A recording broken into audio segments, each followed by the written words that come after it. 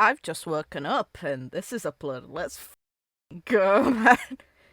Actually, before I even start, I just know I'm gonna like this, so yes. Do I need subs on? Probably. It begin. Yeah, there it is. This is AR-26710. Please respond.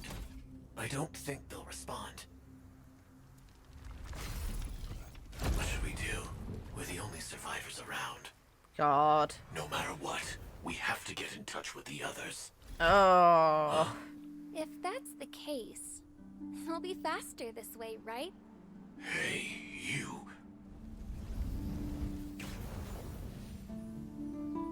I Oh. understand. Look at Article her. 4 of Glamoth's military regulations. Leaving the cockpit is strictly prohibited. This way, we'll be discovered very quickly. Even though we'll be punished. That can't be helped. No. How many times is this for you now? Leaving the cockpit like this.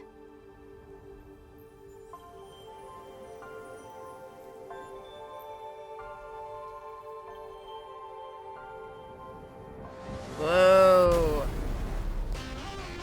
Hi. Article 2 of Glamoth's military regulations. Remain on guard. Article 4. Leaving the cockpit is strictly prohibited. Do you have a death wish? A Firefly Type 5 personal escort model. Very nice.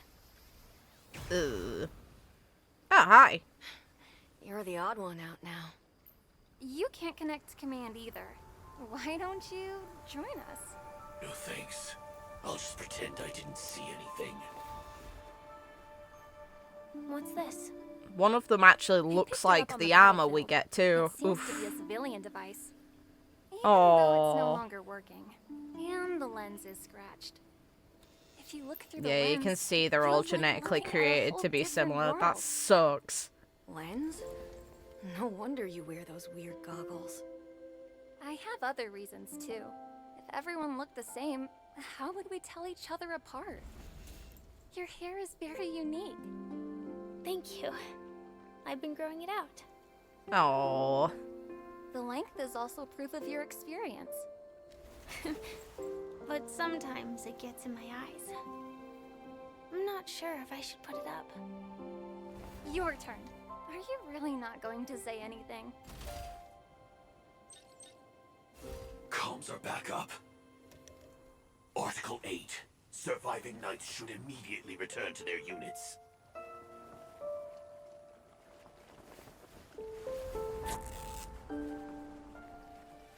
Why tearing the... Oh, okay. That's what they are. That sucks. Looks nice. It really suits you. I hope we can see stars on the next battlefield. Will we see each other again? Probably not. What if the war ends? Then we should be able to find each other. Implication is most of them are... Whoa. What should I say? I wish us all a triumphant return.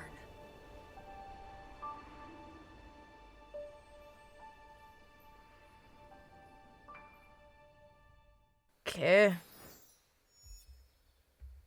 Oh, you can see the girl's grasping at her individuality, trying to show herself to be unique.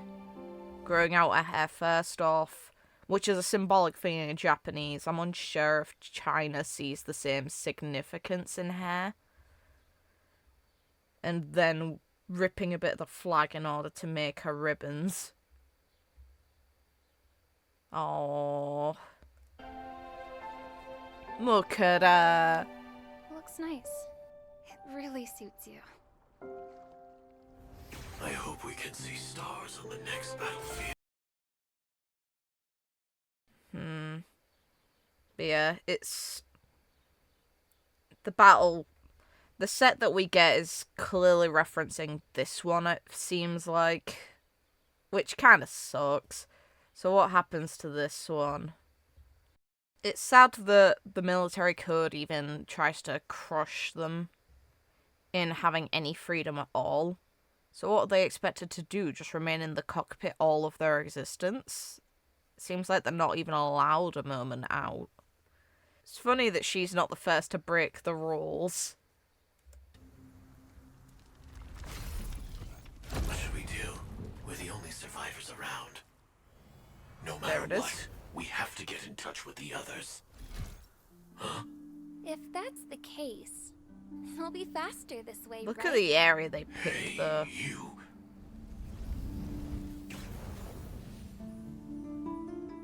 I understand. Article 4 of Glamoth's military regulations. She sounds dead Leaving the inside. cockpit is strictly prohibited. This way, we'll The be vocal discovered very performance here, God. quickly, even though we'll be punished. That can't be helped. Sounds so dead inside for the starting of this. How many times is this for you now? She gradually comes more to life the longer she's out. Leaving the cockpit. There with it us. is. Aww. Just subtle delivery. Well played. Billion device. I wonder if we're eventually Even gonna though get it's no insight longer into working, the other two and and the if they're lens is dead. If you look through the lens, it feels like looking at a whole different world. The How would we length is tell each also other proof of your apart? They're experience. probably created using the same set of But sometimes genetics. it gets in the eyes. I'm not sure if I should put it Like up. you can see it in the eyes and Your hair. turn. It I'm sucks. really not going to say anything. Comms are back up. Article 8. Surviving knights should immediately return to their units. Ow.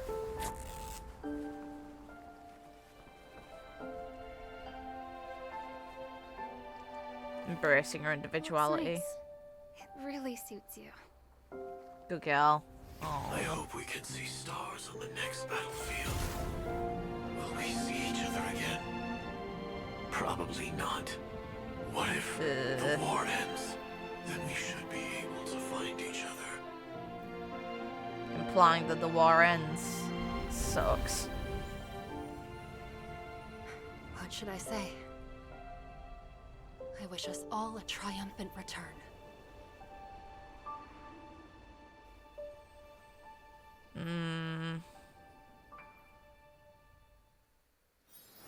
The Firefly's dying out. Ugh. It makes you wonder if the regulation behind limiting their exit of the cockpit is for their own personal health, or is it just to keep them on duty so they're completely unable? Is like remaining vigilant is also part of it. So they have zero downtime, which kind of sucks. And the only way they had this little moment was by ignoring the rules. You'd wonder what would keep them bound to following them in the end. It's... Other than their upbringing, what else is making them? It's like, I remember the mention, of course, that the AI of the Empress's force is basically what they're all tied to. And clearly, once they have a good enough understanding, they'd realise that Glamoth's people are ultimately being protected by their works, even though they can never interact with them. It's a shame, because the normal people would probably fear them. I'm curious whose genetics were used in order to create all of the quote-unquote SAMs.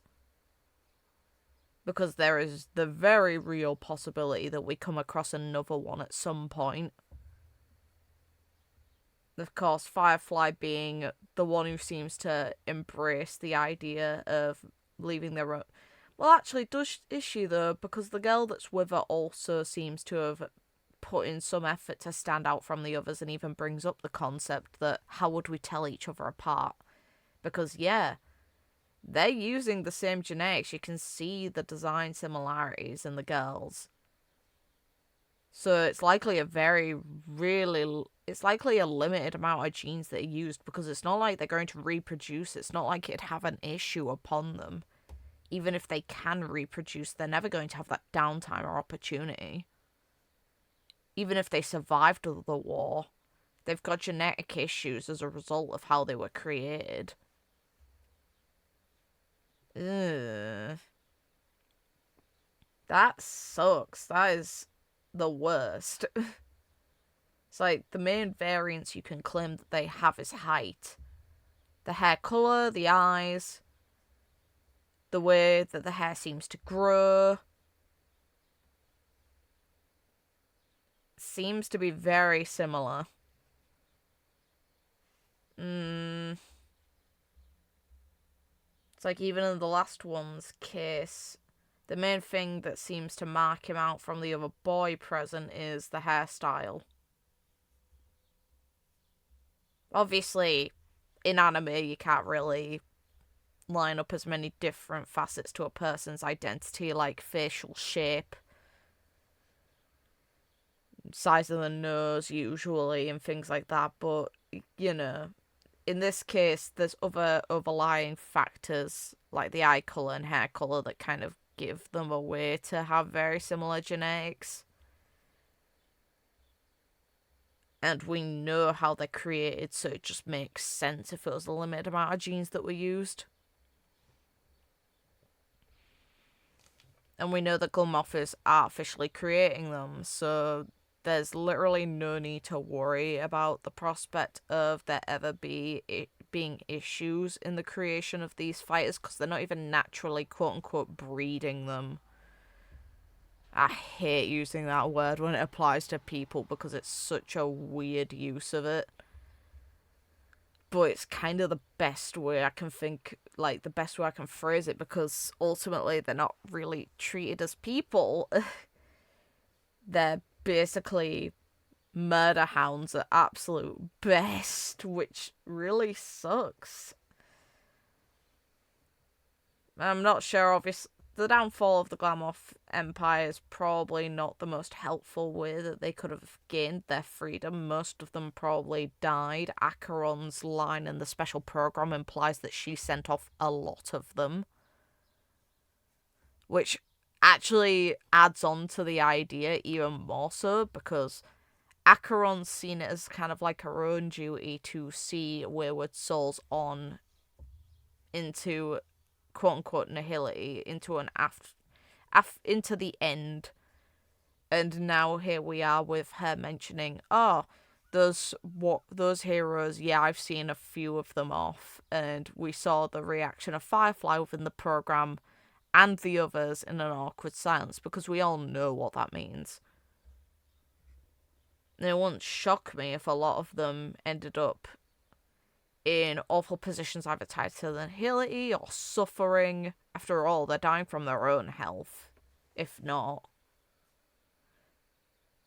So yeah, very good special program. Showing Firefly, as well as some of the others, trying to embrace things that make up their own lives outside of the fight, like changing their hair, looking at the camera, talking about lenses that they wear and the ways that their appearances differ, taking bits of the flag as if it's just another memory to hold on to. Those are the only things that define who they are at this point, because very few other people can acknowledge them, which sucks. So the best you can kind of hope is that Firefly is happier now.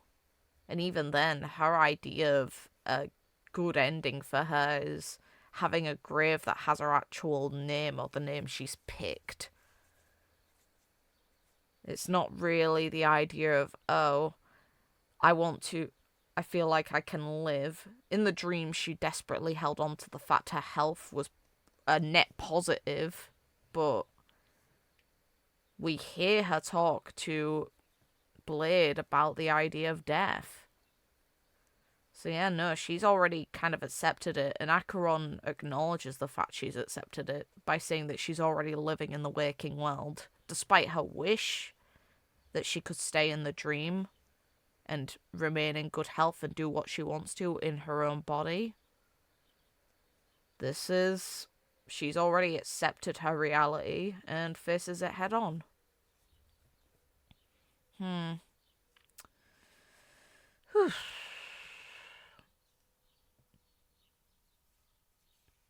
I'm kind of hoping still at some point we get implications of just exactly how old the Glamoth Empire is in our years.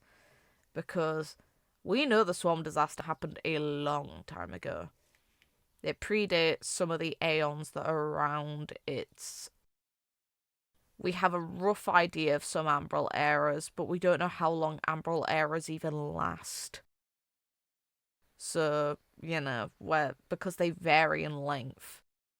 Like, the only dictation of what an Ambrel era is Klepoff swinging the hammer, I believe. So we have no idea how old this girl exactly is. I'm kind of hoping her profile alludes to it a little bit. Ugh. But hey, either way, she comes home. She just is. That's fact. She's coming home. The hope is her light cone will, and then afterwards the debate is: are our Eidolons good enough to roll on, or do I try for Ruan Mei? Or do I save because there's a chance the Fox Boy will be very good for Acheron? Those are my options. I have no others. Oh, that was a good animation. I just noticed something that I hate. Article 1 of Glamoth's military regulations: knights should feel honoured to be born. Oh, that sucks. That's the worst. I hate them. And all of them are just called Sam. They do not have their own name, just identifier codes. So obviously this is Firefly. This is probably the other girl, this one here. The other two voices are kind of hard. I love how all of the mechs are voiced by Hidden Road. Let's bloody go.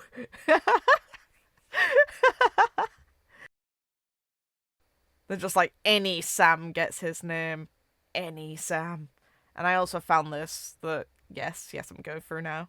Celeron Hunter Sam here, interview accepted. Alright, sorry I was trying to lighten up the mood. Hope I didn't scare you. How about I make a proper introduction? Hello, I'm Firefly.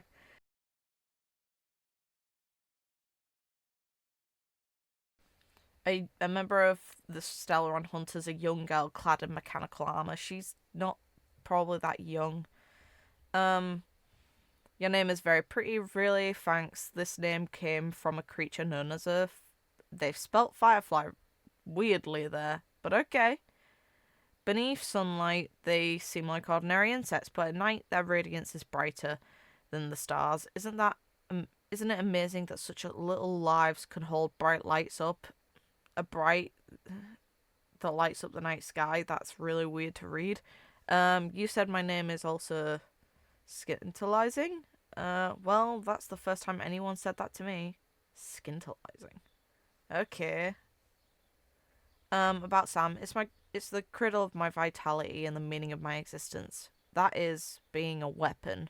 Right now, I hope to understand and interact with the world as Firefly. Aside from just combat, however, I use Sam to accomplish a great many things, like going to a star system with extremely high radiation to a certain cerulean sunrise, or watching a diamond rainstorm on a planet with a few million times the normal air pressure, or just taking a moment in the cosmos to watch a falling star. More interesting things? Let me think. Wait, does this count? Once I reduced Sam's efficiency to the lowest level and used my thermal weapons to barbecue some meat for everyone with a biscuit. I love this woman. Though it's a bit ridiculous. Everyone said it was pretty good. Wanna just have a try? God. March, I do barbecue pie. I'm so hungry that I could cry. Oh my god. Meanwhile, Robin mentioning her clip being tied to a firefly. Okay, so they're calling fireflies instead by that. Okay, that's fine. How is your relationship with your friends? Let's go. This is a fun question. I like this one.